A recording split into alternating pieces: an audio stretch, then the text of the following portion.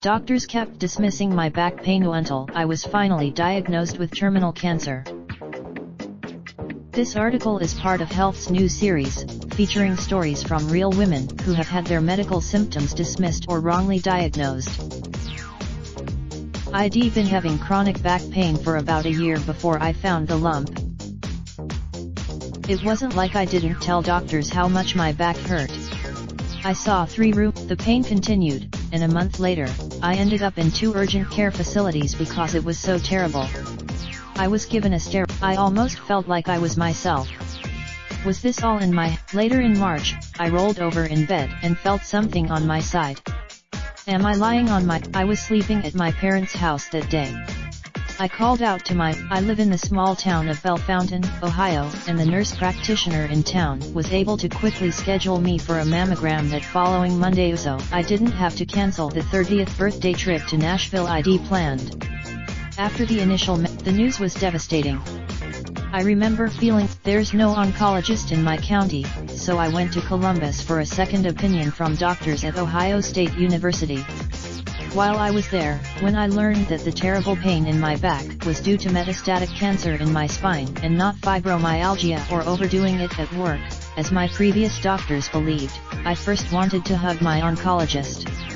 Not because I was, but then, as this information sank in, finding out that it was cancer felt like I was getting punched in the stomach. All I could think was, I then discovered something chilling. A note had been left. Once the cancer spread to my spine, it crushed one of my vertebrae, reducing its size by 70%. I needed a procedure. Metastatic breast cancer has an average life expectancy of 18 to 36 months, I was told, and only 22% of people survive for 5 years. While my cancer was estrogen receptor positive, so I initially went on a type of hormone therapy that can slow tumor growth in some breast cancers. Meanwhile, to try to get it under control, I endured different palliative surgeries and radiation, but these left me with more side effects.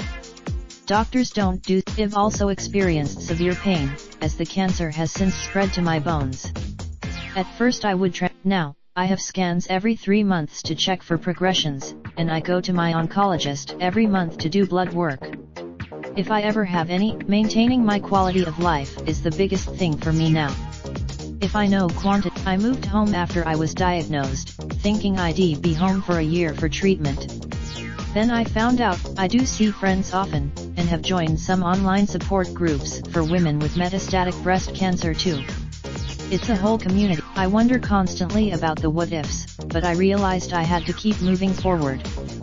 Ruminating on what, for anyone who is in a situation like I was, you're feeling dismissed or sensing that you've been misdiagnosed by Dr. Simi, advice is to advocate for yourself. Get a second. If you have a story about being misdiagnosed, email us at